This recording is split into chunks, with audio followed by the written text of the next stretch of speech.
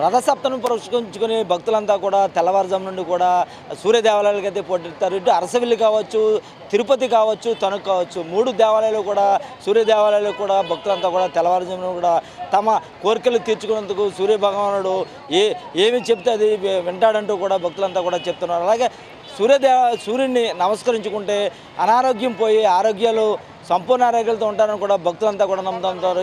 ఈ నేపథ్యంలో ప్రస్తుతానికి అరసవల్లిలో అయితే తెల్లవారుజాము నుండి కూడా భక్తులంతా కూడా స్వామివారిని దర్శించుకునేందుకు క్యూ లైన్లో అయితే పోటెత్తారు. అలాగే రాష్ట్రం ఆంధ్రప్రదేశ్ రాష్ట్రం ఈ సంవత్సరం నుంచి కూడా రథసప్తమిని ఆంధ్రప్రదేశ్ పండుగగా కూడా చెప్పడం జరిగింది. అలాగే దేవాదాయ ధర్మాదాయ శాఖ మంత్రి తెల్లవారుజామునే రాష్ట్ర ప్రభుత్వం నుంచి కూడా పట్టు వస్త్రాలు స్వామికి అయితే సమర్పించారు. అలాగే కేంద్ర మంత్రి రామ్మోహన్ నాయుడు కూడా అరసవల్లి సూర్య దేవాలయానికి సందర్శించి స్వామివారిని దర్శించుకుని తీర్థప్రసాదాలు కూడా స్వీకరించడింది.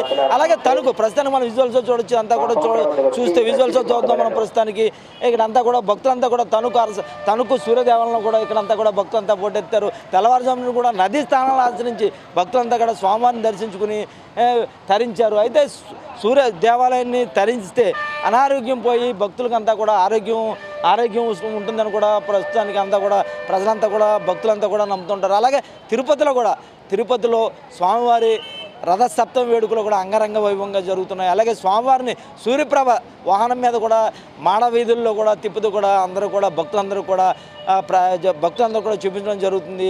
ఇటు తిరుపతి, ఇటు అరసవల్లి, ఇటు తణుకులో కూడా సూర్య దేవాలయాలు ఏవైతే ఉన్నాయో వాటన్నిటి కూడా భక్తులంతా కూడా కిటకిలాడుతున్నారు. ప్రస్తుతానికి మనం తణుకులో అయితే ఉన్నాం, మనం చూద్దామండి. ఇక్కడ తణుకులో అసలు సూర్య దేవాలయం ఎలా ఉంది, ఇక్కడ భక్తులు ఎలా ఉన్నారు, గర్భగుడిలో చూసేందుకు అయితే మనం ప్రయత్నిద్దాం రండి, నాతో రండి. ప్రస్తుతానికైతే మనం సూర్య దేవాలయం అయితే ఆలయ అర్చకులు అయితే ఉన్నారు. రథసప్తమి రోజు సూర్యనారాయణమూర్తిని దర్శించుకుంటే ఏ శుభాలు కలుగుతాయో తెలిసిన ప్రయత్నం చేద్దాం. చెప్పండి గురుగారు, రథసప్తమి రోజు సూర్యనారాయణమూర్తిని దర్శించుకుంటే ఎటువంటి శుభాలు కలుగుతాయి? సత్తా స్వరదమారూఢం ప్రచండంగ సభాత్మజం శ్వేతపద్మధరం దేవం తం సూర్యం ప్రణమామ్యహం ఆరోగ్యం భాస్కరాదిత్యక్షేత్రం. శ్రీ గురుభ్యో నమః. ప్రత్యక్ష దైవమైనటువంటి సూర్యనారాయణమూర్తి అందరికీ కనిపిస్తూ ఉంటాడు. కానీ మన తణుకు పట్టణంలో వేయించేటువంటి ఉషా పద్మిని ఛాయ సౌజ్ఞ సమేత సూర్యనారాయణ స్వామి ఏకశిలారూపంలో ఉండి స్వాములు భక్తులు వారి కోరికలు నెరవేరుస్తూ ఉంటారు. అలాగే ఇవాళ మాఘశుద్ధ రథసప్తమి పర్వదినాన స్వామివారి కళ్యాణ మహోత్సవం జరుగుతోంది. ఆ కళ్యాణ మహోత్సవంలో కూడా అనేక చుట్టుపక్కల నుండి అనేక ప్రాంతాల నుండి భక్తులు స్వామివారిని తీర్థప్రసాదం స్వీకరించడం ఆయురారోగ్యశ్వరములు తీర్చుకుంటూ ఆయురారోగ్యశ్వరులు పొందుతూ వారు సుఖశాంతులతో ఉంటారని చెప్పి ప్రధాన సంకల్పం.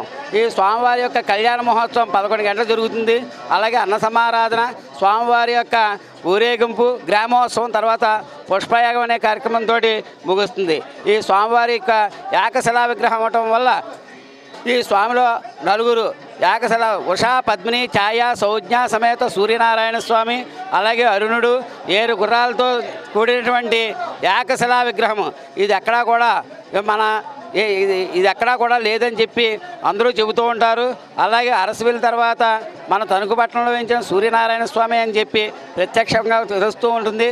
వారు ఆయురారోగ్యశ్వరులు పొందుతూ వారు గ్రహదోషములు కూడా తొలగి సుఖశాంతులతో ఉండి వారు ఆరోగ్యంగా ఉంటారని చెప్పి ప్రగాఢ సంపాదనతో స్వామిని కొలుస్తూ ఆరోగ్యం భాస్కరోధ్యక్ష అని చెప్పేసి మన మూల మంత్రం ఎలా అవుతూ ఉందో ఆ స్వామి యొక్క తీర్థప్రసాదం స్వీకరించి ఆయురారోగ్యములు పొందుతూ సుఖంగా ఉంటారు.